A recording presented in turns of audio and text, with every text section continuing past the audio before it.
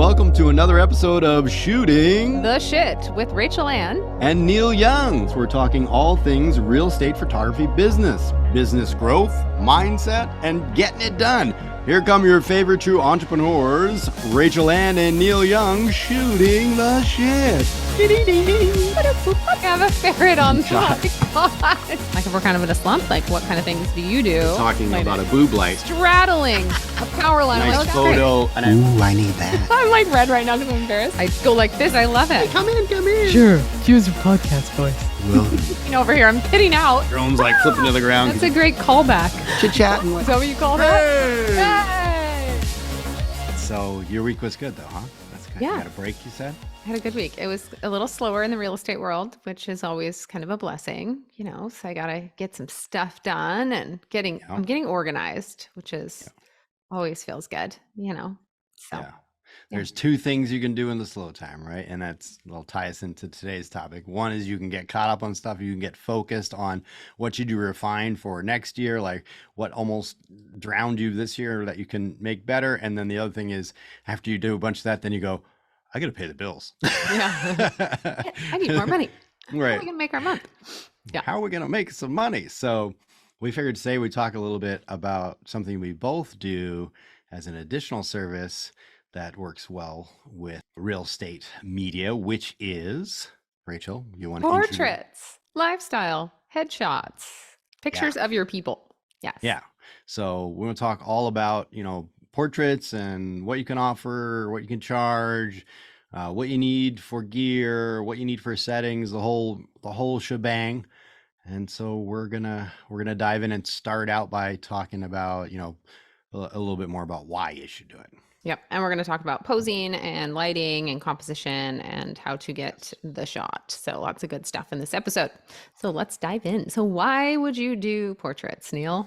Well, I mean, well, let's start. When did you start doing portraits? Isn't that what you started with? Yeah, it is. Well, I've always liked photography, and so I always dabbled in it. But when I was in LA, me and all my friends were actors, aspiring actors, and we always needed new headshots, and it cost a lot of money every time, and we were all waiters and had no money. So it was not a good scenario to be in. And I was like, I could take headshots. And so I started focusing and learning how to do headshots, and I started out doing all natural light stuff, and then started getting into some more flash stuff, and that turned into, when I moved back here, the first thing I focused on actually was doing headshots and kind of lifestyle-ish kind of stuff for local modeling agency for aspiring actors and child actors and stuff like that in this area, which isn't as prominent here. So it wasn't something, you know, in LA, I could have done it as a full-time thing, but when I came back here, it just wasn't as much. I would only do that like a couple, you know, every other month or something. I do a session of a whole bunch of people that they had new clients that need to update pictures. But yeah, that's my background. But how did you get into doing it? You did like kid stuff and family stuff, right? Families, children, and newborns is what I started with. And yeah, I was obsessed with all those cute little baby photos. So I started when my daughter was born. I'm like, I want to do her newborn photos. So I hopped on YouTube and watched all these tutorials on how to do newborn photography. And I bought a basket and a fuzzy blanket and I went for it. And they're terrible. They're so bad. But yeah, and then it just kind of turned into like, friends knew that I did photography and they're like, hey, I need a headshot. Can you do a headshot for me?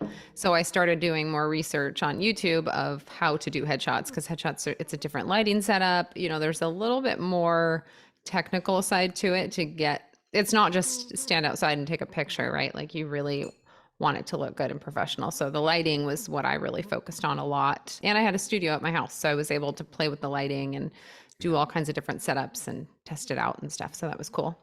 But yeah, so that's how I got started in portraits. And let's see, about 2 years ago, I quit shooting families and children and newborns. And it was just too much. Like nights and weekends was when they were trying to book me, and I was working real estate all day and I was just tired. I'm like, that's too much. So I just send all that out now, but I still do the lifestyle photography for brokers and headshots for brokers. So, and I love it. It gives me that chance to kind of go back to my roots of the portrait work that I did do. And the lifestyle photography reminds me a lot of shooting families, because I put my clients through a series of poses and stuff to get them feel comfortable. And It's not just like, okay, stand there and put your hand in your pocket and smile. Mm, It's more of like an interaction. You get to kind of get to know them. So that's what I really like about it. It's cool. fun. Cool. Yeah. Yeah, that's good. And that probably is, engaging too. So you get to interact with them more than you would on a regular real estate shoot. So you start Mhm. to build a little of that connection on those kinds of shoots. That's cool. Yeah. Yeah. Yeah. It's great. So yeah, it's been great for me during slow times, right, of the year, or even, I mean, Yeah. it's just a great additional income that comes in. It's something that I'm the only one on my team that does it. So I have my shooters out shooting all week, right? And then when I do a portrait shoot, it's just that added bump in my income, that I wouldn't have had from the real estate. So that's always Yeah. been nice. And it's a good thing that, during the slower time when there might be less listings in the winter and stuff like that, also the agents have a little more time to focus on things like, oh, maybe I should update my headshot. So it's an easy sell to say, now that things have chilled out, what about some lifestyle shoots? You have more to post on social since you don't have as many like just listed photos you can post, Yeah. that kind of stuff. Exactly. And I always tell them like fall and winter is a great time to get these photos done because this is your slow season. It's our slow season. So it's a great time. Like that's all I'm pushing right now on social media is lifestyle photos. Like if you look at my Yep. social for the I just last saw, I just couple saw. months, it's been so much lifestyle stuff. I'm like, gosh, I should post some houses. And a lot of lifestyle. But yeah, that's the reason why is because it's slow season and that's something that I can add on and upsell people on and it Yeah. works. So Yeah, and it does differentiate you too from other real estate photographers too, that you can also do that. It's just one more thing that makes you look good that you also do those things too. So that's cool. Yeah. yeah, and it's a service there's always a need for that service, right? Like they're going to need a new headshot. I always heard every 2 years you should have a new headshot. I think every 6 months you should get a new lifestyle shoot done, but that's just me. Yeah, I mean, well, there's people now that sell these whole packages just so you have continual professional level stuff to post on social media. So, I Mhm. mean, it's a great thing to sell now that you should be putting these out and it shouldn't, you want to just recycle all the same stuff over and over. So if you've got, some people set up like a monthly thing where you come in for a session every month and you can have them sign up and sign off on a year contract that they come every month and they'll get a new, different look, different Batch. wardrobe, different backgrounds, whatever, so that they can continually look like they're busy and they're doing big things and look how savvy they are, whatever. Yes. And it helps build trust with your clients when you show pictures of yourself because they feel like they know you before they even meet you. So, Mm, like my yeah. social media is just littered with pictures of me and my team. And I meet people who I've never met and they're like, "Oh, I feel like I know you just from social media." So, and there's been times when like I've wanted to work with someone and I've gone to their website and I can't find a picture of them anywhere. I'm like, "Where are they? Who is this Yeah. person?" They're like a ghost. So, I think there's a lot of value in having a picture of yourself on your Yeah. website so people can kind of see who they're dealing with and Yeah, and get to know you. for selling it to the agents that's really the big thing. I mean, a lot of these Mhm. agents are just posting pictures of houses, but they're not connecting to their audience. They're not separating themselves from somebody else and building their own brand. But if you're showing a lot of pictures of yourself along with what the work you're doing, now you're in their mind and they're thinking about you, not just houses. They're thinking about you specifically connected to houses. So you can sell Exactly. it that way to the agents for sure. Exactly. So, Neil, do you do on location mini sessions? Yeah, so that's what I do. And so the cool thing about one of the first things that probably a lot of people are going to think when they hear the headshots is, well, I don't have a studio. And Mhm. so that's how you get around. You don't need a studio. I don't have a studio. When I used to do it a lot for the agencies and stuff like that, I would rent space, but I don't do that for real estate because I don't do enough sessions in a row that it would make sense to spend money on a space. So yeah, so I'll either say, you can do it, we can do it out of your office if you have a shared space that we can use that's aesthetically cool, that matches the look you want to go through, we can shoot there. Or whenever you have a cool listing that's coming on that, has that cool updated kitchen, this is what they sell is these houses. It just makes Mhm. sense that we do these sessions on location and it looks great and it matches what they're doing. They're selling houses. Why not be in a cool one when you get your picture taken? Yeah, that's awesome. I just started offering that this year too. It's like a mini lifestyle session at your listing. Mhm. So I shoot the house and then I'll have them go through they get 8 images and I charge $400, which is probably kind of low, but it literally takes 20 minutes, right? And then the editing is super quick. And then I upsell them too. I say if you want to buy extra images, it's an additional charge per image. how do you work, how do you do that? So Rachel and I do it a little differently. I only deliver one final edit. Do Is you that for your deliver? headshots or is that for the lifestyle mini? I don't do as many of the life. I don't do as many as of the lifestyle stuffs. Honestly, I Mhm. mostly do headshot on location, which I'll kind of do a.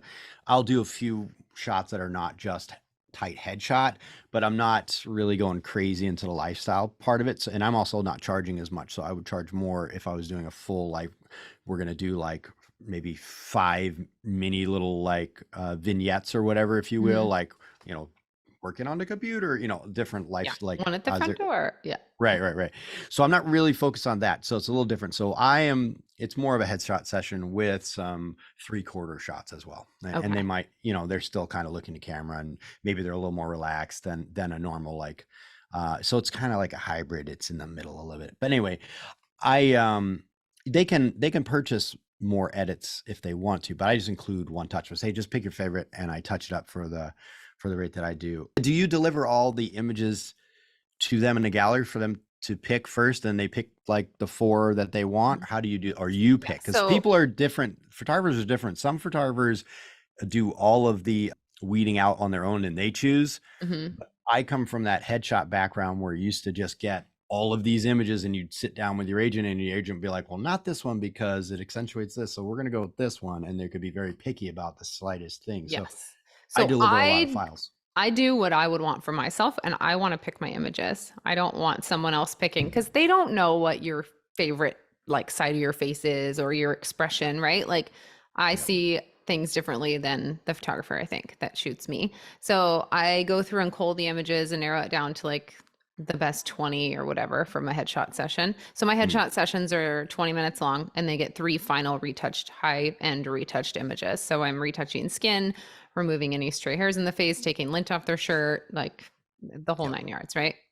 Shading in their eyebrows if they need it, slimming them down. It's ridiculous, but a lot of requests, right? Whitening teeth, brightening up the eyes. So it takes a while to do that. And I charge $300 for 3 final headshots. But yeah, so I cull down the images myself, get it down to maybe like 20, and then I put them into Shootproof, which is a gallery sharing software. And you can send them a preview gallery that's locked so they can't download those images. And then there's a little star icon under each image, and they just click the star on the ones that Oh. they're final 3. And then I say, let me know when you're done choosing. Then I can go in and see the ones that they starred. And then those are the ones that I'll edit and deliver back in a different finals folder where they can actually download the images from Shootproof. So, Oh, I like that. Yeah, yeah. I've never used Shootproof. I always used Smug Mug, which I like, but I Mm. don't know if they have any kind of starring thing. That would be great if they did. Maybe they do. I've never used that feature if they do have it, but I love that because Yeah, normally I'm it's like, cheap too. I have to tell them like, look for the file number, example, Yeah. NRY 2047 and send it to me, and they're like, Yeah. what? Ah. Yeah. Yeah, I think the plan I have is for 25,000 images and it's $30 a month. And then there was a plan for 20 and a plan for $10 a month, but it's just Mm. less photo. So I used to use that for real estate. So I needed to have a lot of storage. Now I have like 5,000 photos. I'm like, I could probably just downgrade, but You're right. the downgrade goes from like 25,000 images down to, I think it's like 5,000 images. I'm like, that's a Oh, big jump down. And I like yeah. keeping my work like somewhere online. Yeah. So if I want to pull for, I mean, I have them saved on my external hard drive too, but the ones from, I get a new hard drive every year. So then I have to dig out my old hard drive and I just like having them at my fingertips. So Yeah, that you can was use, one of the things that was nice about SmugMug is that I don't use it as much anymore now that I do HD photo, but I still do use it for the like a portrait kind of session. Although I'm dabbling around playing with using. I asked HD Photo Hub about this, and they said there are a lot of people that will just put in a address like Mhm. their office address, for example, and just Mhm. put the photos in there. But there's some tools like that you don't have, like in your shoot proof, like the starring and stuff like that. It's not designed for headshots. So, but you can put it in there. Say, here's your images. It just doesn't Uh, look very pretty though. The nice thing, like Shootproof, when you open it on your phone, it's beautiful. Like it mm, comes up and it has a cover photo and it has a little button that says open here and it says the title of the gallery right on the home screen. And then it opens up and it's just a good presentation. It's white labeled so you brand it to your colors and whatever you mm, want, your logo's on there.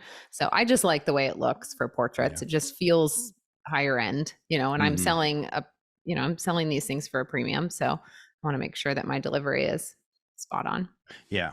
Yeah, no, totally. So anyway, Make they choices. pick their favorites, and then you will give them those final edits, Yeah. and you're good on that. Yeah, because and I'm the same way. I don't want to assume that I know their best angle. I don't, because I feel Mhm. like you said, everybody's so particular these days that Mhm. I do my best on a shoot to ask them. Do you have a favorite, side or anything that you don't want to do? Some people are very specific, like, yeah, this is my side. And other people are like, I don't know. So the people who don't know, we experiment more. And the Yeah. people who do know, well, we'll stick with that because we're just wasting everybody's time 'Cause they shooting the know other what they side. need. Yes, Yeah. exactly. Yeah. Exactly. So it's nice to be a one-stop shop too, right? Like you can really do everything for them. You can do their portraits for their business, their marketing for their houses that they're selling, so like the image that they upload into HD Photo Hub on their account is going to be the image that you took, right? That's going to be on all their branding. Yep. And then the pictures that you see on social media are pictures from the marketing kit and pictures that you've taken of them at the house. So it's pretty cool to be able to offer all of that and in one place. Makes you Yeah. a And more well-rounded photographer. it could be cool too for some of the teams too, that they can have consistency for their team to have all their Mhm. photos done by a single photographer. Yes. And then that gets you stickier for that with the whole team, right? Hmm. Now they all know you and they all met you, and I love your portraits. Maybe we should try you for my next listing then, because they Yeah. don't always all use the same photographer, Right. even in the teams. So Yes. And I've found like a lot of teams, like real estate agents don't really stick with the same brokerage all the time. A lot of times they'll mhm. jump ship and go somewhere else. And if they know you and they like you, they'll call you and be like, hey, I need a new headshot for this new brokerage that I'm Yeah, with. Can you do my headshot? And I'd like you to do listing photos. Oh, and here's the guy that I teamed up with, and he does this many listings a year. You're like, score. Yes. yeah, totally. Awesome. Yeah. So, Today I just got, well, two things today. Earlier today I did a session just last week, and so we did a group session of I don't know, maybe 20 people, a group photo, and then we did some portraits of the newer people who needed an updated headshot. We had done it last year with the whole group and done a headshot for everybody. But anyway, we just did these few people this time, like 8 people needed a headshot this time. And in the morning, this morning, I sent them the final edit of the group shot. They like, oh, we like this one, but this guy's eyes are close. I mm, had to like swap their eyes over from the other shot. And, you do anyways. that. Nice. I Oh, used to yeah, do yeah. that too. Swap heads. Yeah. Yeah, I actually only swapped his eyes because I liked the way his Nice. face was. So it's actually easier just to throw the eyes in than try and do the whole head a lot of times, Yeah, just I because of bet. slight little changes. But anyway, Mhm. yeah, so I cloned his eyes from one, put it in the other one, and sent it to them. They're like, we love it. And then I get home after all my shoots today, and then there's a new email.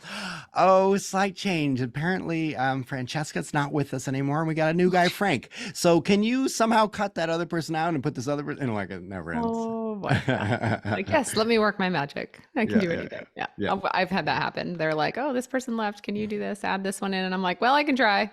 We'll see how it looks. Like it might not be perfect That's because you got to exactly what I match the said. lighting, right? Like if Right. they're side lit from the left, you got to make sure when you go shoot that Mhm. person, they're side lit from the left and the color temperature is the same. Yeah, it's tricky. That's It exactly can what I be said too. tricky.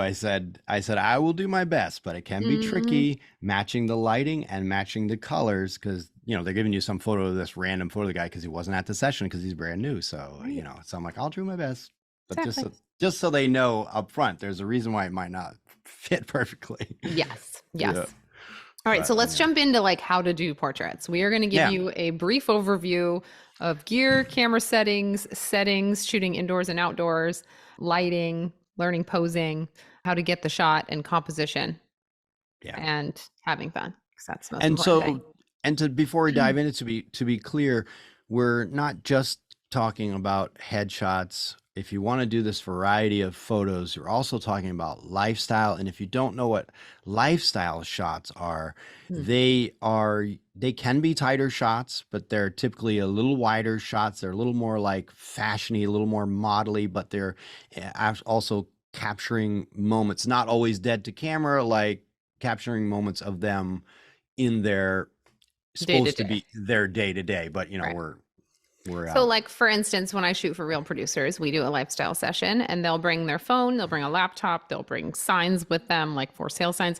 And I'll get a picture of them like walking out of the front door or like walking down the street and talking on their phone or sitting down at a coffee shop and drinking coffee on their laptop. You know, it's like them living their life and you're capturing those moments in kind of an editorial style.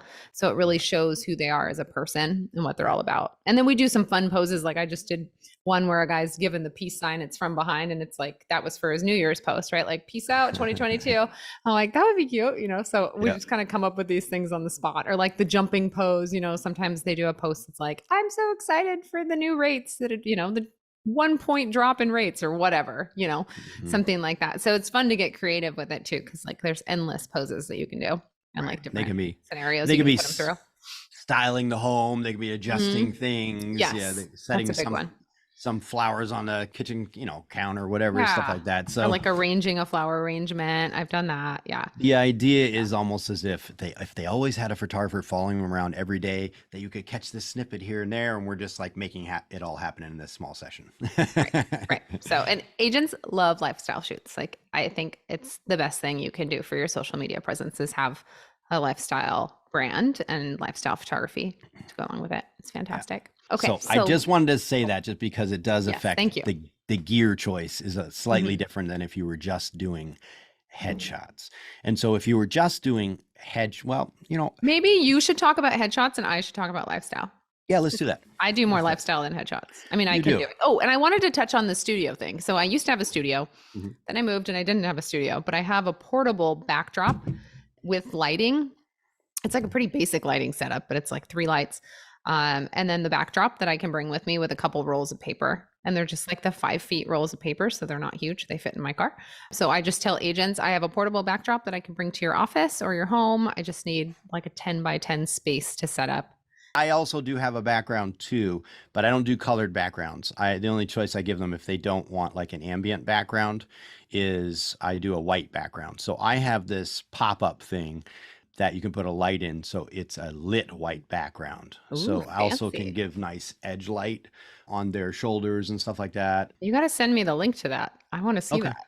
Yeah. It's maybe add it in the podcast too.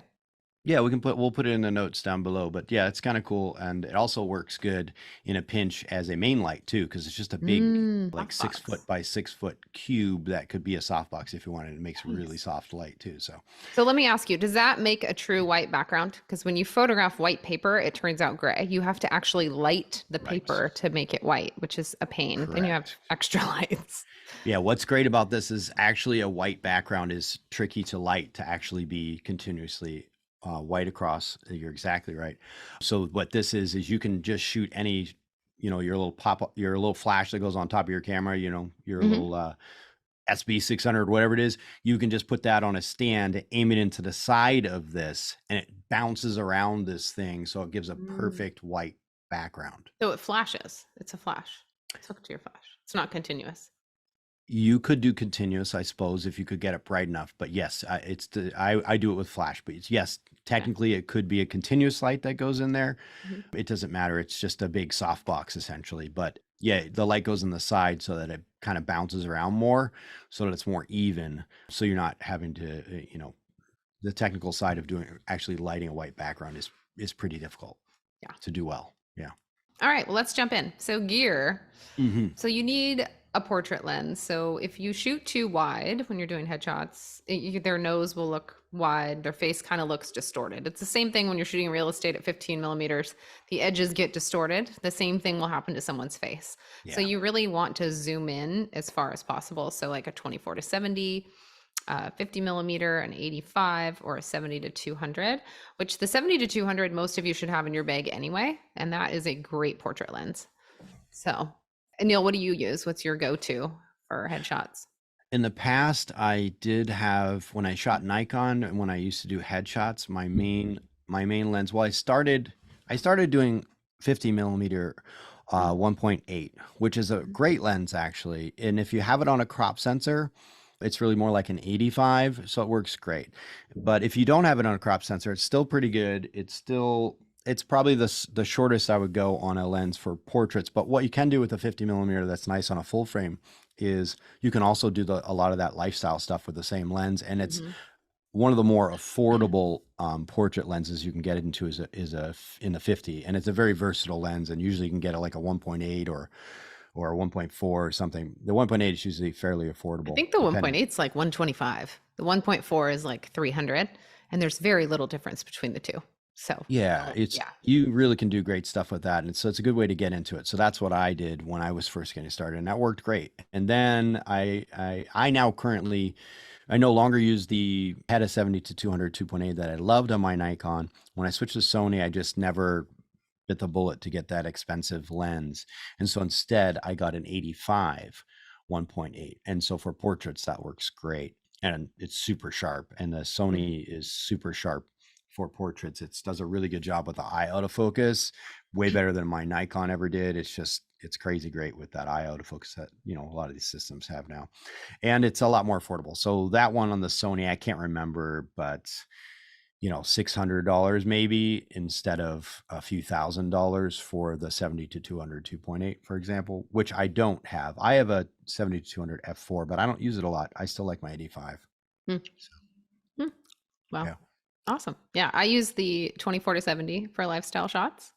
And that's just to get more of the background in the shot when I want it to be wider. And I'm usually trying to shoot at 70 millimeters as much as possible, unless I'm doing like a down low to the ground, shooting kind of up on them to show like the Yeah. city behind them. That's kind of cool to go to 24 because you Mhm. get the distortion and actually works Yeah. if your Yeah. subject is in the middle. But then I mainly shoot with the 70 to 200 at lifestyle shoots. I'm just Oh, really? really far away. Oh, okay. And zoomed in as far as possible. Like I love the way it looks at 200 millimeters. So Yeah. I'll Yeah. be like, a football field away. Yeah. Okay, walk across the street now, yelling.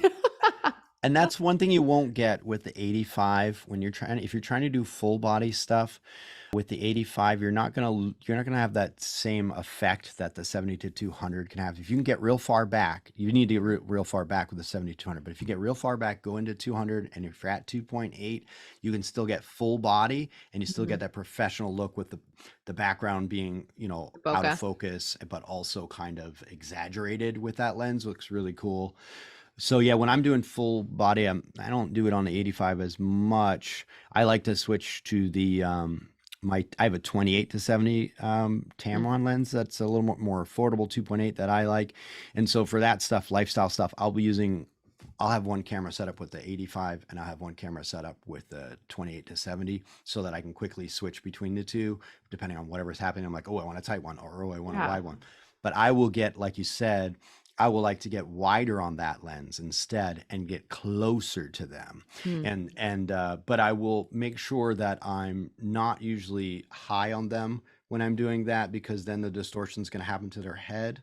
Where you want where you want the level to be is more midsection or down, so that now you're elongating their legs, and that usually looks flattering. If you're a guy, you look taller. If you're a girl, you got longer legs. Nobody's mad about that. It usually looks really cool, and also it's kind of a powerful position for them. When you're down low, they have a lot of impact, and that's a very powerful position. It looks cool, and it's a little different dynamic to it than if I tried to do it with the 85.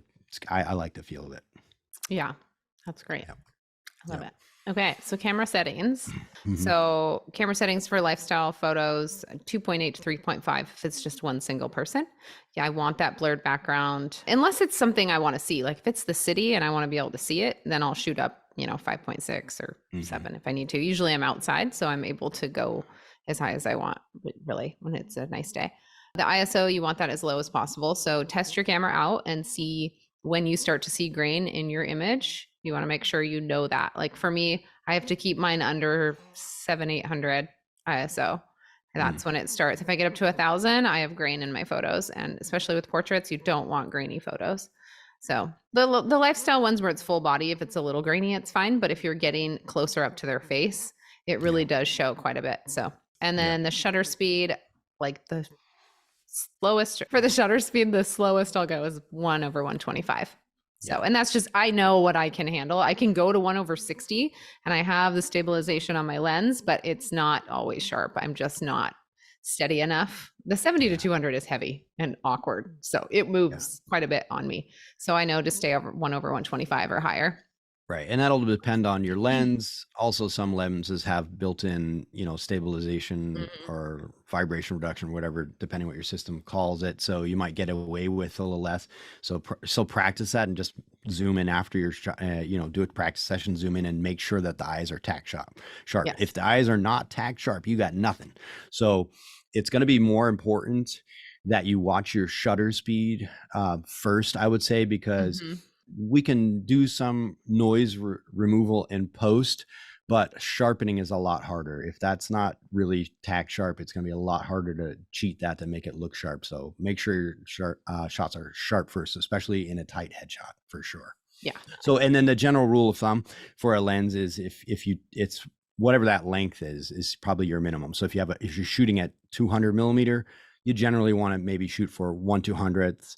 If you're shooting at 50, you might be able to get away with 1/50th. But if you try to do 1/50th on a 70-200, you'd have to have a lot more practice to pull that off and still get a sharp image.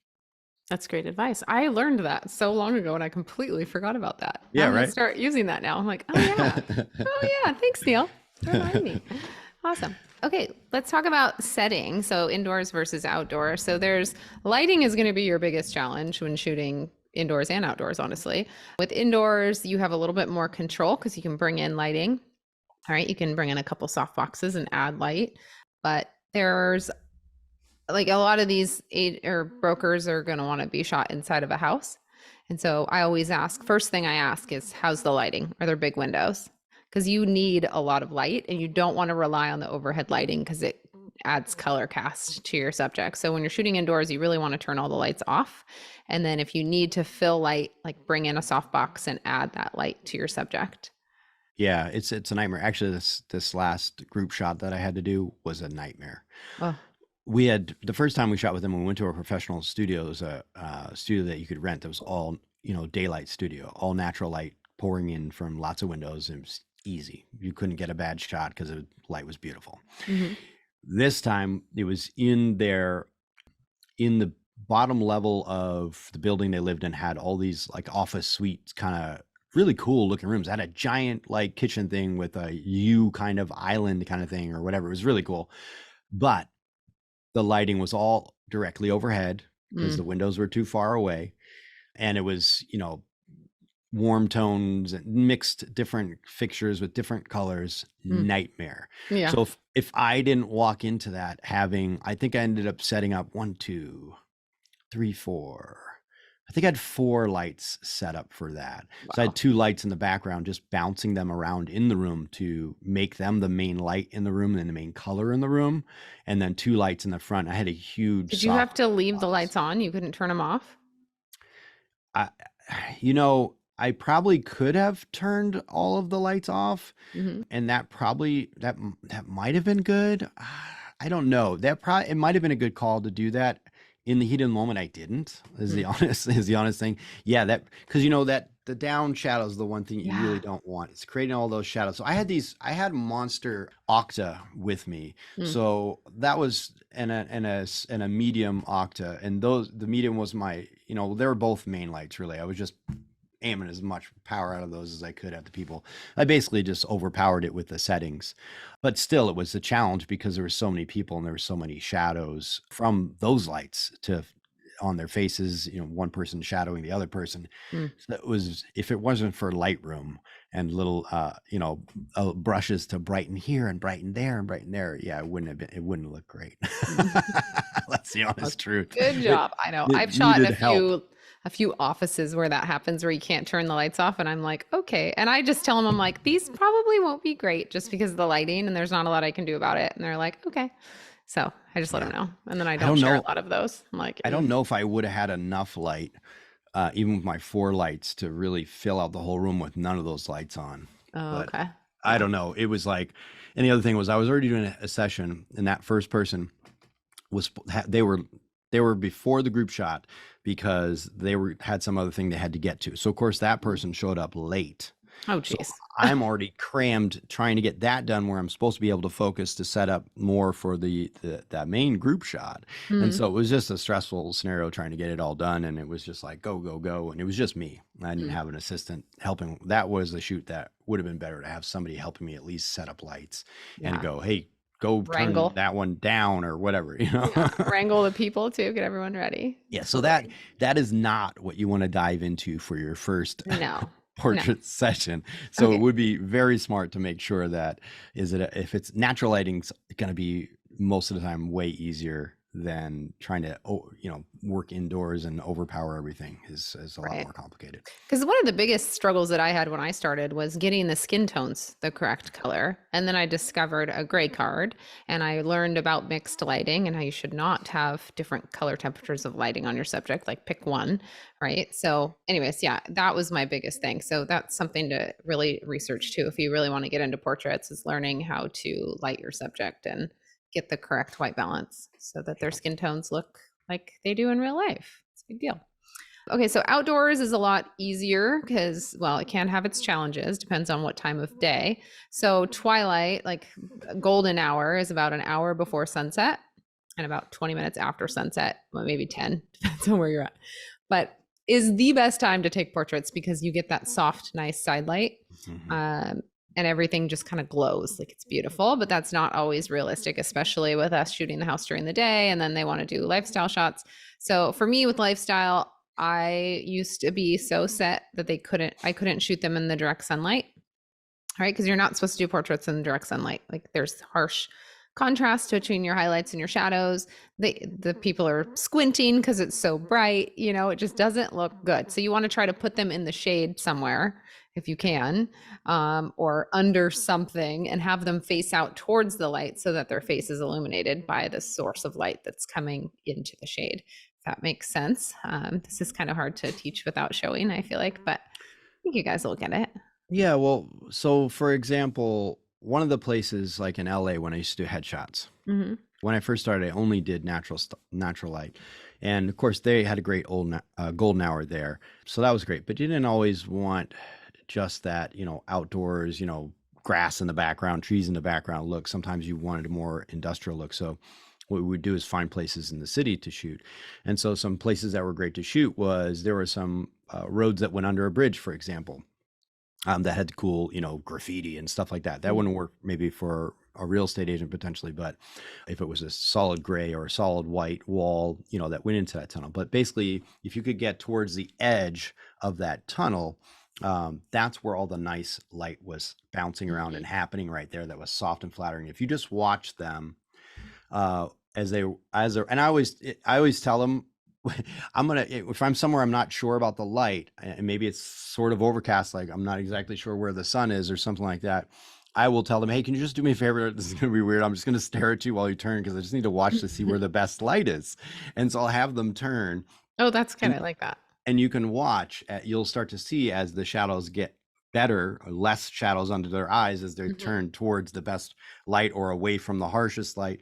So you can see that if you have somebody there, or if you hold your hand in front of you and kind of watch the shadows and see you're getting, a lot of contrast, or is it a nice soft even light as you kind of turn your hand, but on the edge of light like that. So also under any kind of like a roof that overhangs, a lot of times if you can get into that shadow, basically get into the shade and out of the direct sunlight, is going to be your best bet for sure. Yeah, definitely. Definitely. So I think that kind of leads us into learning lighting and talking about lighting. So the first thing I want to talk about is, so a photograph is two-dimensional, right? It's flat, it's a piece of paper. And Yeah. our job as photographers is to make the subject look three-dimensional on paper.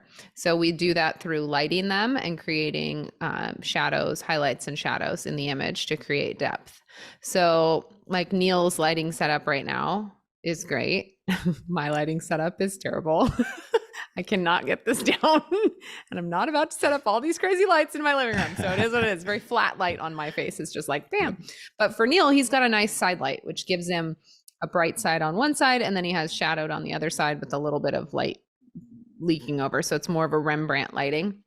Yes. But it creates a real three-dimensional look to his face. So it looks like I'm sitting there talking to him, right? Whereas mine is really flat, so it doesn't give you a lot of that dimension and depth.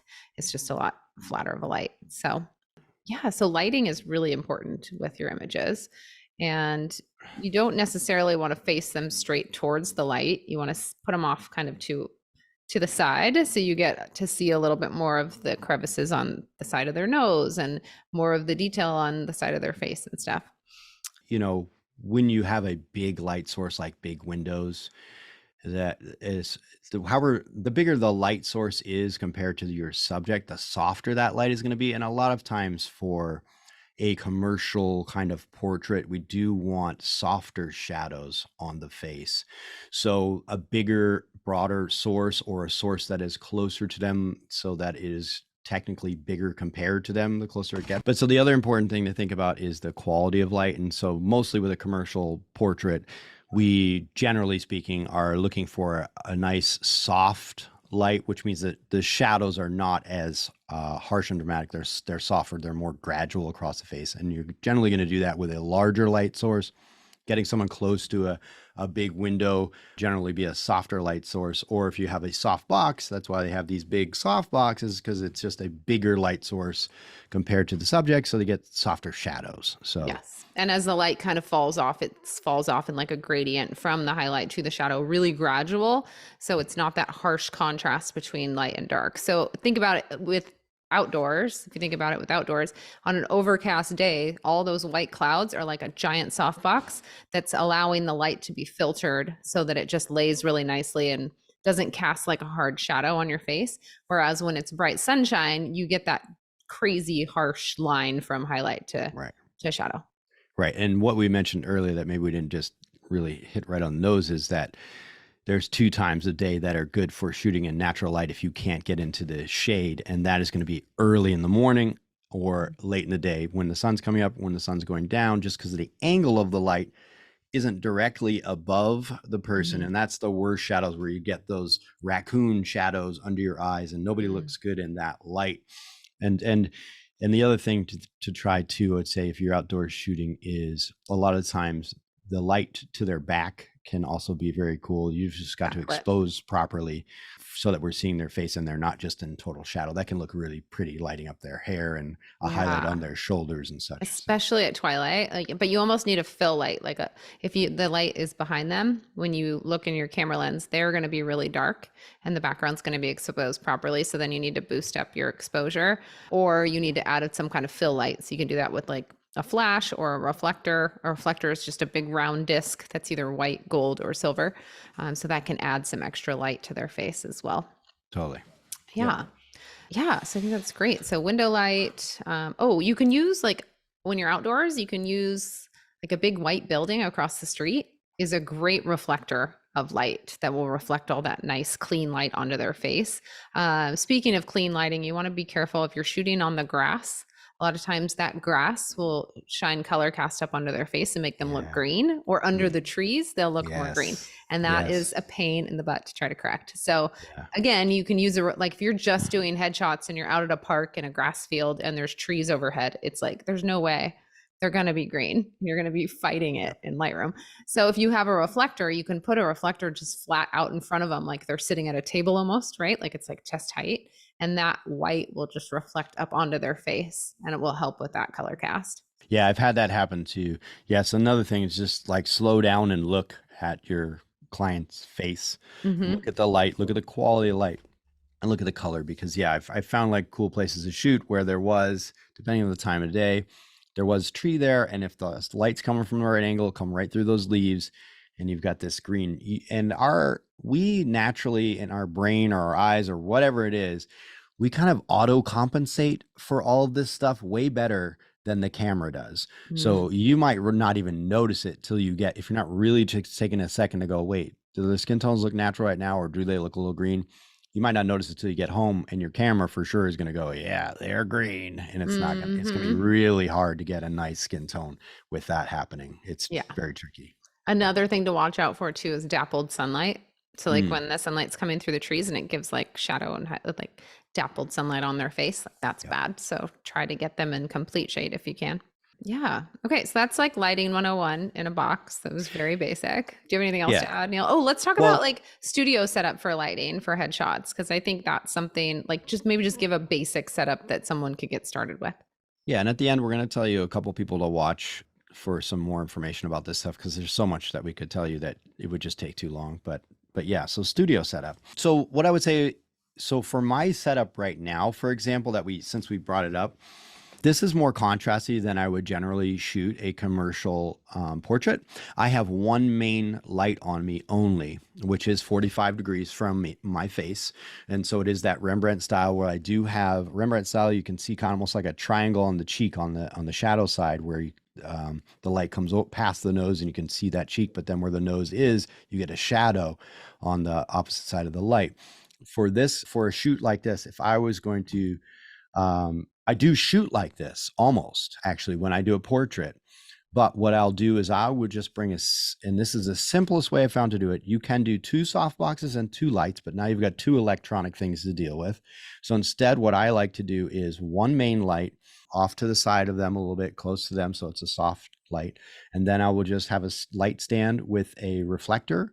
I have one of those collapsible reflectors. This one's like I don't know, like a 3-foot. And I'll just hang it on a stand to the other side of them, and I'll just tweak it and aim it the right way so that it bounces back and fills in the shadow side so that the shadows, it'll open up those shadows so they're not quite as contrasty because generally speaking, especially the women are not going to like the harsh contrasty stuff, not for this purpose. If we were doing modelly stuff, we'll play around with the contrast and get crazy and have hard shadows across their face and everything and whatever, but not for a commercial portrait. So yeah, we'll fill in those shadows quite a bit. For a guy, I can give them, I feel like it's like a little more okay to have a little bit more of a shadow side, a little more of that harshness can kind of go well, but for the women, they don't generally like that. So we're generally going to make sure it's really soft and falling off really nice and even gradually, like you said, on the shadow side. Okay, so I'm sitting in the middle of a room. Yep. You're shooting me. I'm just gonna talk about it like you're shooting me. I Yep. have your main light is off to my left-hand side. Mm-hmm. Now, am I facing towards the main light or am I facing away from the main light? Well, it's a choice, honestly. But if you I look know at the right answer. there is no right answer, first of all. It's preference. So if you look at movies, you'll find if you start paying attention that most times in movies, they're going to shoot on the shadow side just because it's more dramatic. But I don't know. I play around with both sides. And sometimes I find that some people shoot better on one side or the other. Sometimes their face needs more shadow. It might flatter their face shape a little bit better to have a little more shadow to make it appear narrower when it's when they're more direct to the main light. It may be the very soft and even, but it's a little flat, so their face may appear wider. So I don't know. I don't. You always shoot. I don't shadow? always. I have them face towards the light, and then the fill light is so I'm shooting their shadow side usually. Yeah. But I tell them, okay, now go. I want to shoot both. I shoot both sides and I shoot straight on when I do a headshot session. I'm like, let's do the left, let's do the right. I have them run through a couple different poses, like look down to the ground, then look up and smile at me, or like laugh. And then I catch them after the laugh. That's the gold right there. It's after the laugh, right? It's not during the laugh. But yeah, so I do both. So I work them through so that I'm getting one side's shadow side, one side is the lit side. Because I'm not going to switch my lights. Generally, I will say that most of the time I am having them towards the light and I generally am more to the shadow side. I would say most of the time I am probably on that side. That is true. But yeah, I always have them, but I don't always have them frozen that way. Like you said, I will have them play around with different poses and I will give them directions. And it's a hard thing to communicate to someone what you would like them to do, because sometimes the slightest adjustment will make all of the difference in the world. A lot of times people, for example, will have their nose too high, for example. So I do this thing, and I think I got this. Geez, I don't know who I got this from. Well, anyway, I just go, I don't really explain it most times unless they're just not getting it. Most of the times I'll just do it and they get it. I will go like this and pinch and I'll go nose down a little bit, nose up a little bit. That's all I'll do. I wonder if we watched the same tutorial. It was this guy Yeah. that does corporate headshots and he brings his people, like he busts through them so fast and he relates with every subject so well. And he does that. He goes, okay, a little to the left, a little to the right, down, tilt, Yeah. Yeah. Maybe And when it's the same guy. it's somebody who explained it as picture your head as an axis through it, right? And then just this way or that way. And then the nose is picture you have a line from your nose out to my hand, and I'm just going to go down, up, left, right. I found that I don't explain that. I don't need to explain it 99% of the time. I just go like this with my hand, head tilt a little this way, and I do it with my head and head tilt this way, and they get it. I don't have to explain that very often. And then the nose, I just no fingers pinching towards their nose, and I just do nose down a little, and I do my nose down a little just like it, and they get it. So, but that's the easiest, most straightforward way I've found to instruct them to make those little adjustments. But, Okay. Yeah, I like that. Yeah. Do you do a backlight? Do you do any backlighting to give them that hair light or anything? well, Headshots? if most of the time I do not. Most of the time I do not. I like to keep my setup simple for this kind of stuff. If I can just shoot natural light, I will just shoot natural light. Sometimes I'll bring a second light. I have a second light with me, but honestly, it's as a backup. If something happens with that other light, then I still have a light. If it were a dark background and I could do nothing else about it, then I would definitely recommend we set up the backlight to separate the hair from the background, especially if they have dark hair. That's not going to be any good.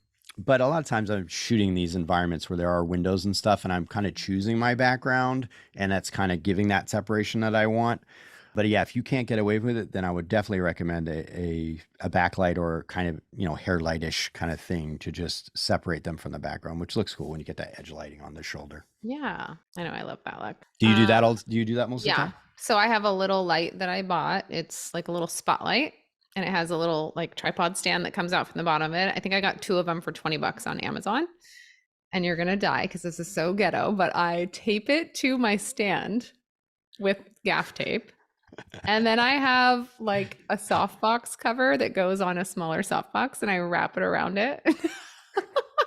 It's so ghetto. This is just because I'm cheap, and I mean I'm not cheap, but I am with certain things. Like I need to go buy a grid light, like a tall rectangle grid light that I could use for a backlight. I just don't do it enough at this point to invest. They're expensive. They're like hundreds of dollars. I'm like, oh, I can't do it. I don't know. So I need to just continuous? do it. Is it a continuous Yeah, light? I use all continuous for my portraits. I don't do. Oh, you do? That's I've nice. never. Well, when I did newborns, I didn't want to flash my babies with the flash, so I never learned how to use a flash. And I took a course, like Felix, somebody, I don't know who he was. Anyways, I took like half a course on how to use flash in portraits, and I just never did it. I just don't feel comfortable doing it. I 100%. Well, I'm working on a little course about how to do portraits, and phase 2 is going to be lighting. And the whole purpose of the whole thing is to simplify things, to not get stuck in the technical stuff. And phase 2 is going to be to use continuous lights for that reason. Nice. You're not working with triggers that have to have these settings, and you can get stuck in a menu where something's wrong and you can't figure out why it won't turn on. If you just got a continuous light, you flick it on. It's so easy. It's so easy. Yeah. And the great thing, and that the other tricky thing about strobes that people don't talk a lot about is you don't see the light until after you've taken the picture. That is much more difficult than turning a light on with a modifier in front of it where you see the soft light and you go, oh, that doesn't look like I want it to look. So you adjust it right there. You can see it with your eyes, adjust it until it's ready to go, then take your pictures. It takes way less time to set up a lighting with continuous. I'm a big fan of that. There's some scenarios where you need more power that right now with technology is still limiting for, unless you've got some crazy, ridiculous movie quality lights. They're not bright enough to do like what I had to do for that group shot. That group shot, because I had to overpower the lights, and because we should have mentioned this too. Generally, we said you're shooting at f2 if you're shooting one person. But if you're going to shoot a group of people and they're not all in the same line facing you, the same distance to your lens, you don't want to shoot at 2.8. You need more depth of field. So these people were around this huge island, about 20 people, and they spanned a distance of 10 feet. And I was only about 8 feet from them. And your distance to them also matters with your depth of field. The closer you are to them, the shallower your depth of field is. So it was worst case scenario. So I was shooting at, I think, f16 to make sure that I was still going to see the people's eyes in the back row, and they weren't going to be really soft and out of focus. If I shot that at 2.8, those people back there, you wouldn't even barely made their face out. So that's also why I need a lot of power blasting out of those lights to be able to shoot at f16 inside there. So yeah, it's, it can get complicated, but if you can get away with continuous lights, that's the way to go for sure. Yeah, if you want to keep it simple, just get continuous lights. You just need 2 lights, honestly. You can get away with 1 and a reflector if you need to. And then you can grab, you can also light your backdrop. So I have that same little spotlight that I have with the little tripod legs. It's literally 6 inches tall. It goes up and down, swivels up and down, so you can point it in different directions. I put 1 on the ground behind the subject and point it up towards the backdrop, and it gives a nice gradient color on the gray backdrop that I use. So that's kind of fun too. But yeah, no, I like that. And then you just outdoors, you're just using natural light. You don't ever use any light outside, right? So you're plugging those lights in is the other downside, right? You need somewhere to plug them in. And I have extension cords that I bring with, and I bring gaff tape to tape the backdrop down and tape my crazy light up, my hair light up. That I'm just gonna go buy the modifier. This is dumb. I just need to go to it. Now that you said it out loud. Now that I'm saying it on the podcast, I realize how ridiculous this is. It's like, Rachel, you have a successful business. You have money in the business. Just go buy the dang light. It'll look so much more legit. But it goes to show people, though, right? Is that you don't have to have the top gear. In fact, my backlight on me right now is the cheapest light. This is a backlight that I'm lighting up the background behind me so that it doesn't just look like black and you have no separation between my shirt, for example, and my blue background. Is this little light. And that's just a $20. Here, ready? Yeah, show me. It could be the same one. $20 little. Just like a little box. Little LED light with a battery on it. And this is a bigger battery that I like, but you can get these cheap. Yeah, and this thing costs nothing, and it works for my little eBay studio, so this would probably work with this battery. You could probably use this as your hair light in your setup, and it would probably work fine. Probably. So we talked a little bit about posing, putting the subject 45 degrees to the camera for headshots is good. So you don't really want them straight on unless you're doing that power pose, which is also an option. But for the most part, they're going to be at a 45-degree angle to the camera when you're shooting headshots. Wouldn't you say, Neal? Yeah, them posing, part of that is I asked them, do they have a preferred side? So yes, generally we're shooting more of a little bit of a side. That's why we asked that question. I will do a couple. Some people photograph great squared to the camera, but not everybody does. So most of the time, yes, I'm getting a little bit of a shift in their chest direction and their face direction. And I'm generally playing around with that to find something. And I'll even have them sway side to side to the camera a little bit just to get out of their frozenness. Because a lot of people just get there in their robot. You tell them move their shoulder, they move it an inch and they move it another inch, and it doesn't look natural. So I'll tell them just, shift back and forth a little bit. Find a little, do the model thing where you go from side to side and pop the pose. That's what I say. Yeah. They're like, I'm not a model. I'm like, oh, you are though. Pull it out. You have that inner model in you. I just play with people. I just have fun. I do not take it too seriously. Same here. I really just need them to open up to me and feel good about themselves, right? So compliment them. We'll get into that whole section, but yeah. Okay, I like that. So 45 degree is kind of the rule, but don't get stuck in that. Just know that that's probably the angle that's going to look the best. Yeah, but you can have a move from left to right. You can shoot straight on. That's not a problem. But start there and then play around a little bit. And try not to get too stuck in one set thing all the time. Yeah. And then one thing I learned from shooting families and children was this is more geared towards lifestyle photos, but have them, they're going to be standing in some photos, and then you can have them kneel down. You can have them sitting on a bench, on a table, on a step, on the stairs, wherever, and then leaning against stuff as well. So I always just, when I'm shooting, I remember this and I think, okay, I've had a bunch of them standing. I need them now to lean against a wall to just give me some kind of different look.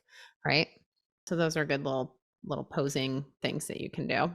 And some people naturally are more comfortable standing, and some people are more comfortable sitting in shots. It's funny. Some people photograph really great when they sit down. They just kind of relax, and you know what I mean. So, and giving them something to do, like a wall is kind of something to do. A lot of people feel awkward when they're standing. Like, what do I do? How many So, times have you heard, what do I do with my hands? mhm. I'm like, that's the question. What do I do with Give my hands? them something to do for Yeah. sure. Yeah. Put your So the thumb in your wall. pocket. I tell Yep. them to just like stand how you normally would stand. And they'll do that. And then I'm like, okay, now just hook your thumb in your pocket. So I'll kind of because I want them to look like them. I don't want them to look posed. So I tell them, stand how you would normally stand. Maybe put all your weight on one side, like one foot. And then I kind of adjust from there and add something in that looks good. Yeah. Yeah. And then if they're like frozen in their posture at that point, one of the things I'll say is, all right, just look down at the ground for a second. Just look at the ground. And when you're ready, I want you to look up at me as if you're looking at someone, you hadn't seen in a long time, or if you're trying to get like a flirty thing out of them, then it's the cute boy or the cute girl. And that generally will make them start to smile right away, even just thinking about that. So when they come up to you, they're already got like a little smile happening, a little twinkle in the eye.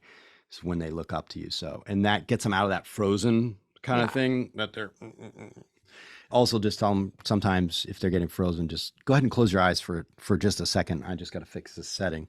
And if you take that off of them, that you were doing something, like just relax for a second, close your eyes just for a sec here. And then when I come back, I'll tell you, all right, go, when you're ready, go ahead and just look to me. And then they'll open their eyes way more naturally that time.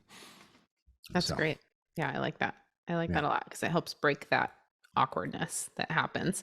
There's some people that I've shot. It doesn't happen very often. I would say 5% of the headshots people that I've done are just impossible to get anything out of. There's those few people that you just can't break through with. But 95% of the other ones there's always a way to connect and to break that awkwardness and get them to really open up. Oh, and one thing I should say too that I always do, and a lot of people are afraid to, but if you can just get your practice in, that you're confident to show them your camera, show them the shot, this will alleviate a lot of their tension. I will take a couple shots, and as soon as I have one that is not bad, is decent, I'll be like, look, we're already off to a good start. Look at that. That's not terrible. We can even live with that. But we're going to do a bunch more. And they're like, oh, that's not bad. And suddenly, oh, okay, I can do it. And they're a model all of a sudden. You know what I mean? They're like, hey. It like boosts up. I've had that backfire on me, and I've had it go, like, I just did a lifestyle shoot on Wednesday, and I took a picture of this guy in an alley, and there was like big Seattle buildings behind him, and I kind of shot up, and it looked so cool. I was like, oh my gosh, you got to see this. So I showed him my screen, and he was like, oh, that looks awesome. I'm like, yes. So that was good. But I've also shown people, like, especially women, I find women are more insecure than men about it. And they're like, oh God, I look so bad. Oh, I hate these. I hate all of them. And that's like the last thing you want to hear as a photographer. I'm like, oh, great, I'm failing, So then now, okay, well, let's figure out a way to turn this around. Like, now I got to try to get them to be more positive. You're 100% right on that. And I do always show them the images. In fact, when I do the sessions, one of the clients, most of the time, I will show them, and I will even let them mark them right there at the session. Oh, wow. Oh, that's cool. Yeah. And so what that does is two things. It gives them the confidence, because I think a big thing that is hard on people is leaving, and then maybe it's a week, maybe it's 2 weeks before they see the gallery, depending on what your workflow is. That whole time they're like worried, is there a good shot? So I tell them, hey, I'm going to show you. I tell them right up front, we're going to take a few shots. All right. We're going to do practice shots. We're going to take a few, and I'm going to show you some right on the camera so that you get an idea of what we're doing. Now, at that point, you could say, geez, that one's fine. I'm done. I'm out of here. Use that one. And we're done. Or you're going to go, oh, you know what? Now that I see that, I wish I did a little more of that other shot you did, that pose. Can we try a few more of those? And so this takes a lot of the stress off. I tell them right up front. And then I show them that, and that's what we do. And a lot of times they're like, dude, that one's good. And I was going to do a bunch more shots, but they're like, I'm good. And I mark it, I'm happy. and I'm done. Or they go, oh, you know what? You're right. I think I like this one here. Could we try a few more of that pose? Yeah, let's do a few more of that pose. And so then when they leave, they've marked a few, and I'll generally try to get them to select that one favorite so that I don't have to even narrow things and send them a gallery. I just edit it and send it. Jeez. Done. That's But service, Neil. You could get them that photo that night if it's just one. But Jeez. that, yeah, but some people, it's not possible. They're not sure. They got it down Yeah. to like 3, but they can't decide. I said, no problem. We're going to create a gallery of the selects that you liked, and you can, talk to your significant other or whatever and figure it out, and then let me know, and I'll edit that one. And so, but that way, when they leave, they all leave going, that wasn't terrible, and they're confident that they're getting something that they're going to like. They chose it Right. already. So, but you've got to, you've got to not be afraid. It is a big gamble showing them the photos. There is, I'm not going to say that there wasn't ever a girl that was, I could tell she left like not happy. A lot of the girls can be very, I've even had a couple of guys be super critical, and there's nothing you could do. You have to just know for yourself that like you're doing what you can. And a lot of them, you couldn't win unless they took the shot themselves and they have their selfie angle and they always do this one angle and that's all they like. That unfortunately that's not what we're doing for that headshot, and they can do that when they get home. But just know that some people you can't please everyone. Can't please everybody. Oh, and that's one other thing that I say too. When we go through the images and I show them the images, I say to them this: we're not going to focus on the ones that you don't like. There's always going to be ones we don't like. We're all our own worst critic. What instead we're going to do, I don't say we're going to find one that's the perfect photo. I say, what instead we're going to do, let's just find one that you're like, you know what, I could live with that. And that's how I phrase it. Like that one's okay. And then if the next one you don't like as much as that last one, you just say skip. We don't say, I hate that one. You know what I mean? Because that's what a lot of people do. And don't get down on yourself. They will drag you. They'll drag you down with them when they're like, hate that one, hate that one. They say, so the last one you like better, skip, right? That's it. Interesting. That's an interesting process. Yeah. Let's talk about getting the shot, because we can get in that shocker. Yeah. And I always have a phone call before my clients, before we do their session, and we go over location, what to wear, a couple little basic things, makeup and jewelry. Like, you don't want them to wear fluorescent colors unless that's what they wear every day. Like, you want them to look like them, and you want their face to be the main attraction, not what they're wearing. So I always tell them, like, wear what you would wear to a listing appointment or to meet a new client. Like, you want to dress it up a little bit. And then I say, be careful with like wearing big statement jewelry that might go out of style really quick, or trendy stuff, because you want these photos to be a little bit timeless, classic as well. And you don't want like that crazy bold necklace to people just draw their eyes straight to your necklace. You want them to look at your eyes and your smile, which conveys like trust and confidence. So yeah, I tell them I want them to come feeling good. So go get your hair done, go get a makeover, shave that day, get a haircut, whatever you need to do to make you feel good. And then the outfit that you're wearing, I want you to wear the outfit that you feel sexy in, that you feel good in. Like, you put it on and you feel like a boss that day when you wear that outfit, because the way you feel on the inside is going to convey on the outside. Yeah. A lot of people get bogged down in wardrobe, especially if you're like, when I was doing it for headshots and stuff like that for, actors and models and stuff like that, get bogged down in, oh, well, so-and-so says this is a good color and I should be doing this for this season or whatever. I just tell them, no. Listen, you've got an outfit that you put it on. Whenever you do, you walk in the room knowing you look good that day. Yeah. Wear that one. Mostly because when you walk in the room, you're going to walk in the same room you're going to feel confident in front of the camera, and that's going to come through the lens. And that's way more important than whatever it is you're wearing, is that you're going to bring that energy. Exactly. So when you're photographing them, you want to ask them questions about what they like to do. How's your family? Like, trying to get them to talk about things that bring them joy and make them feel happy, because that again will do the same thing. It's going to bring out those, how you feel on the inside really does come through in your photographs.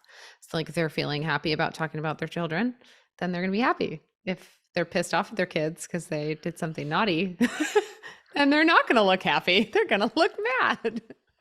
Right? Let's talk about something else. Yeah.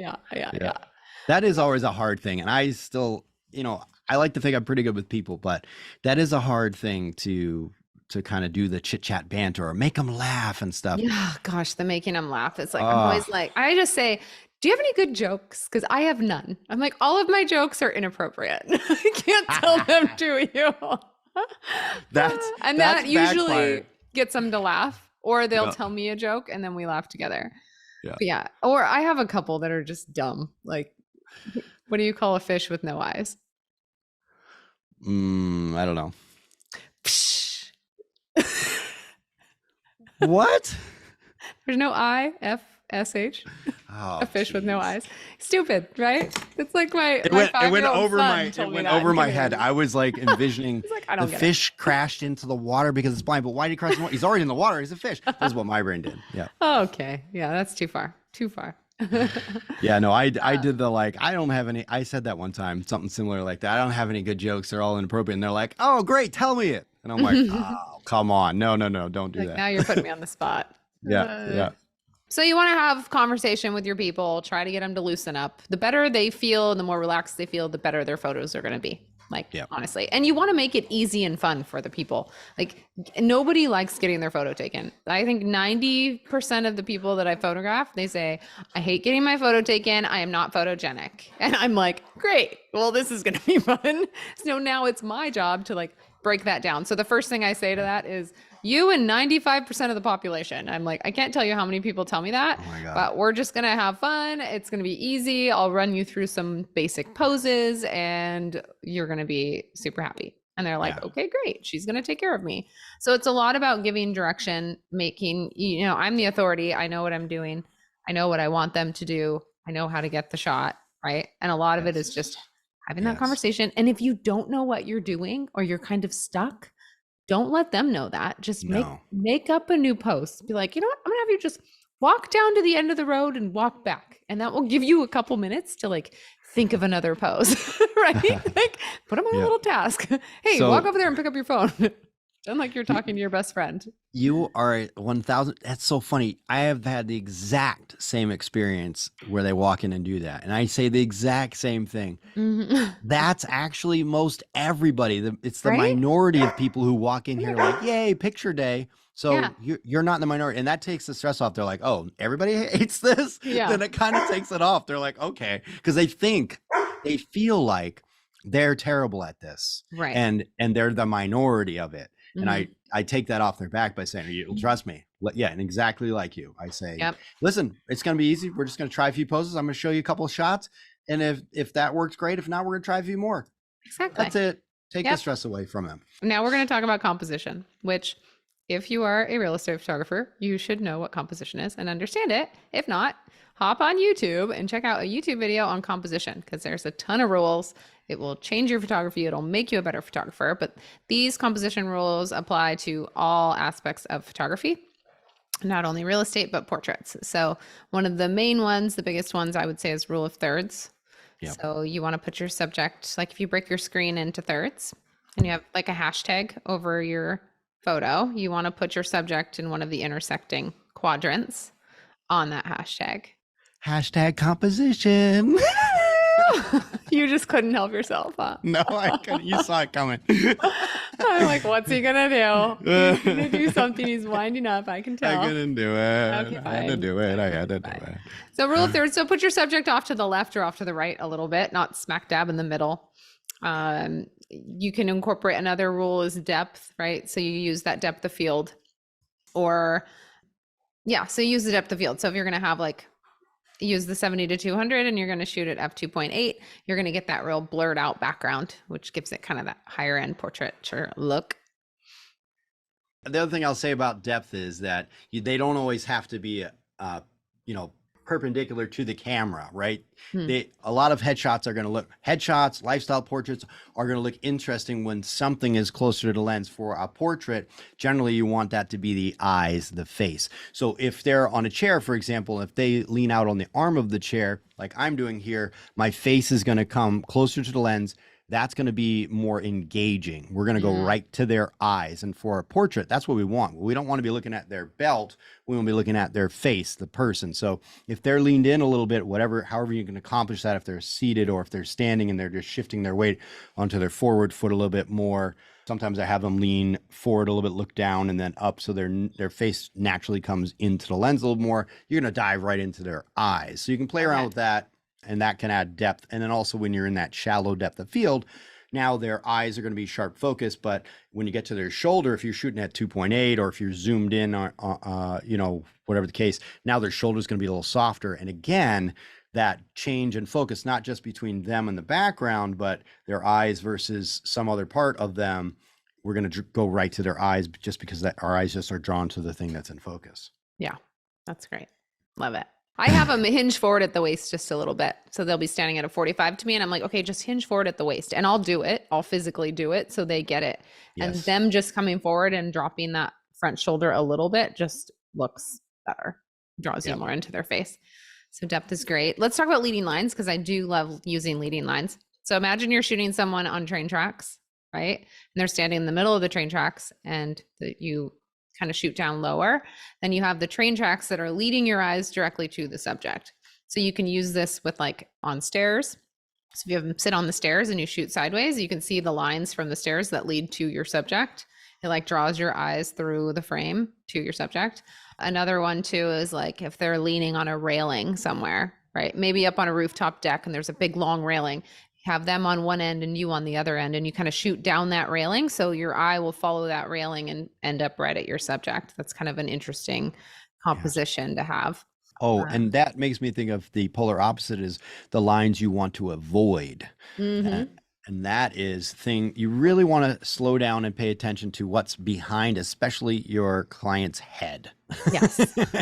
No branches coming out of their head. Poles, branches, people, trash cans growing out of their shoulder and heads. You want to avoid distracting things that are going to draw our attention to something like that. Yeah. Yes, that's a good Definitely. one. Texture. So like a brick wall or a really cool like rock texture wall or something just adds a little bit of visual interest to your photograph. I'll a lot of times have them like lean up against a brick wall in an alley, and then I'll shoot down the brick wall and I'll incorporate a lot of the brick into the shot. And then like almost 2/3 of the frame is the brick wall and 1/3 is their face and the background beyond them. Yeah, that's a really important one too, because a lot of people are just like going to shoot flat to the wall, which you can do, but that's the obvious choice. And if you shoot down the wall instead, it's going to have more depth and it's going to be way more interesting. That's a perfect example of depth. And if you have them stand against a wall, like their natural tendency is to go back up to the wall. So they put their back on the wall. Tell them take 5 or 6 steps forward. You want to take them off the background a little bit so that they're in focus and the background is a little bit blurred out. So removing them from it will help with that.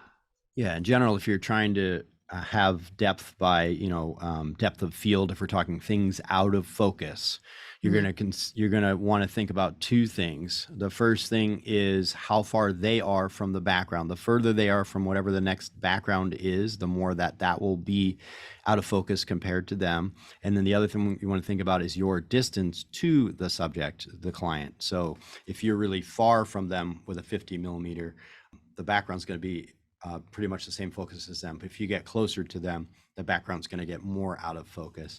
The same thing can be accomplished with your 70-200, where you can zoom in as well, kind of effectively compounding that as well. So those are the things you want to think about. Yeah. So when you're right up next to a wall, that wall is most likely going to be in focus unless you're at f1.2. It's going to look flat. Like there's no depth to the image. It's just kind of flat and boring. And one other thing to add to depth, I did have more to say about this than I realized, is adding something into your foreground. So, which kind of grounds you in the image and tells a bit more of a story. So like for me yesterday or on Wednesday, I was shooting, there was a guy sitting on a like step, and behind him was the city.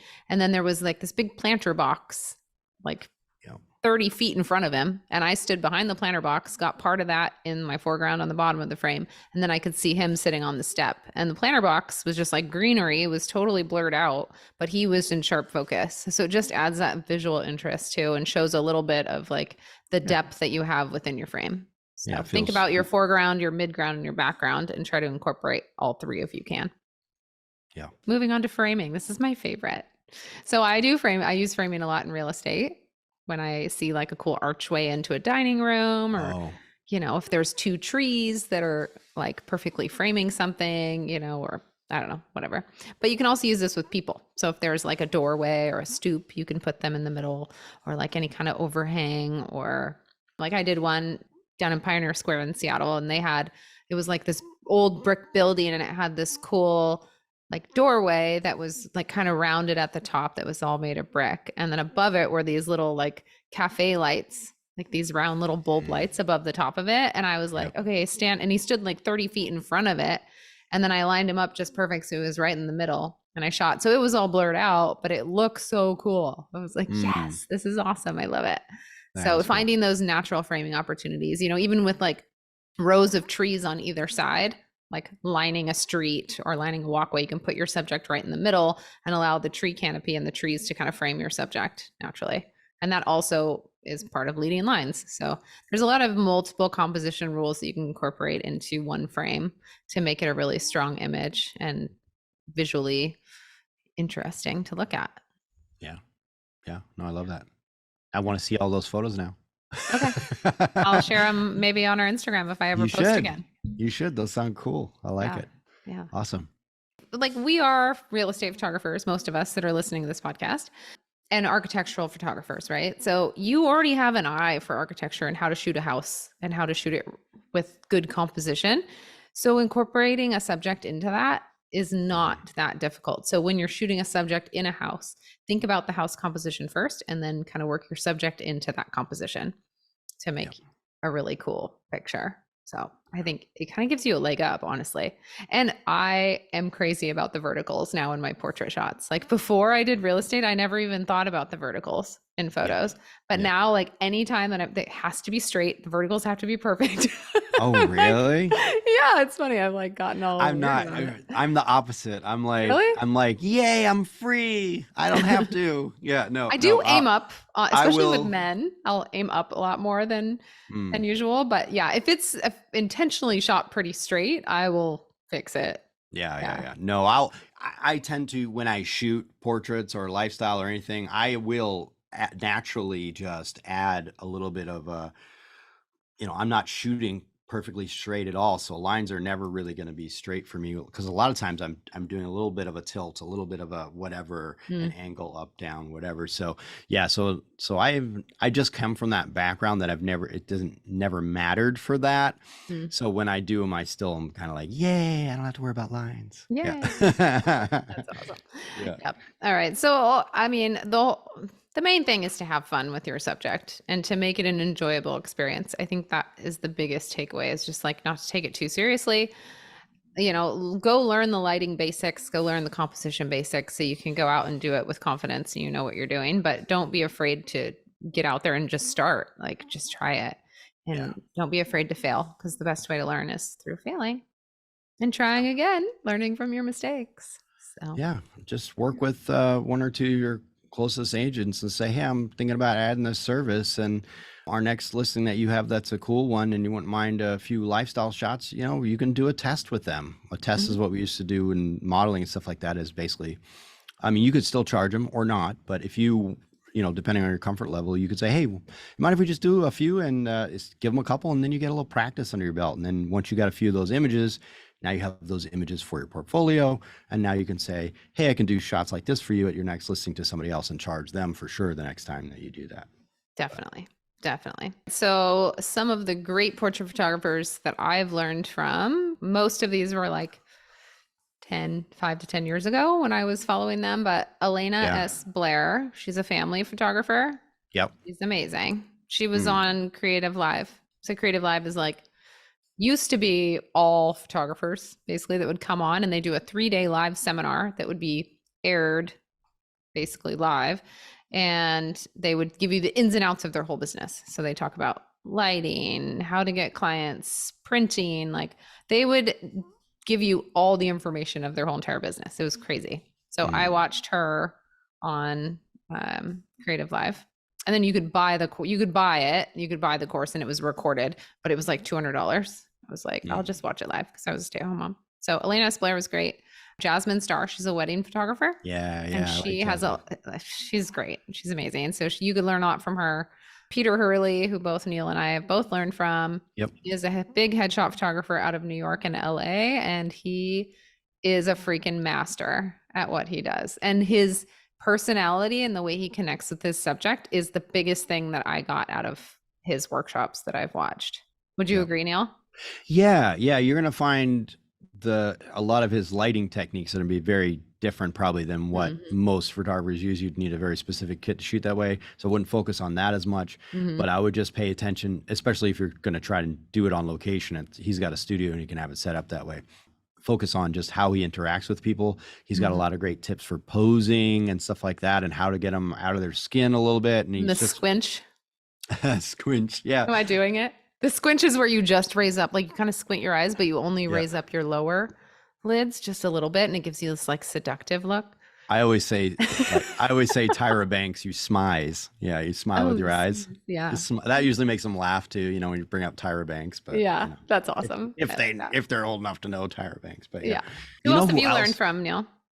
Well, Peter Hurley for sure, I was going to say, but you know, this one just came to me actually. I haven't watched her stuff in a while, but I'm sure you can still find it. And for posing stuff, this girl is great. Bambi Cantrell. Oh, I remember her. And she also talked a lot about, she's one of the first people I heard talk a lot about charging, you know, changing. She went from starving to death trying to beat her competitors with low rates to then just changing her whole brand to be high end and charging way more than anybody else, and just sort of, you know, killing it by doing that, you know, rebranding change. But she's so good at posing, especially women, and little things like, you know, getting on the edge of the stool instead of sitting back on the stool, where then it's like squishing the woman's leg and it looks unflattering. She's got a lot of tips on how they can move a body part just a little bit to be more flattering and stuff. And it's like, oh wow, this is really cool information. So she's really great at that. She also shoots a 70-200 2.8. That's her favorite lens too. We should be friends. Her stuff's beautiful. Yeah, Bambi, if you're listening, let's be friends. And then who else for learning stuff? I mean, I've watched so many videos on YouTube about portraiture and stuff like that. You know, there's a fashion photography book that I think I read. The pages are falling off that I went through and read everything in that thing over and over and over. Of course, now I'm blanking on his. But Paul, if you want to look online at like a headshot photographer that was like for LA actors that I always strive to be, I'm not as good as him. His stuff is amazing, but I still would love to be as good as him someday. Paul Smith, I always loved his work just from researching so many LA photographers, and I really thought his stuff was awesome. So you can check out Paul Smith. You'll probably recognize a couple of actors on his website that are in TV shows and stuff like that, but his stuff's cool. But yeah, I think if you watch Peter Hurley stuff, you'll find some great information there too. Awesome. Well, there you go, guys. If you want to add portraits, I hope that helped to get you started at least, or maybe you learned something from it. But it's fun. It's a fun add-on to give your clients. It's good for, you know, selling the full marketing package that we offer, not only with real estate photography, but we can also do your headshots and lifestyle photos. Yeah.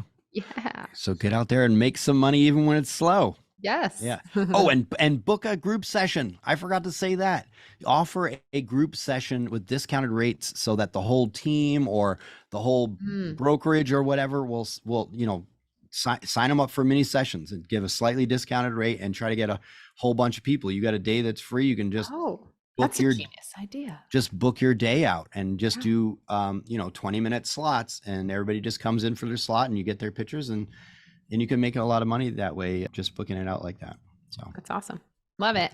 Love it. All right. All right, guys. Thank you. Thank you so much. Bye. See you later. Bye.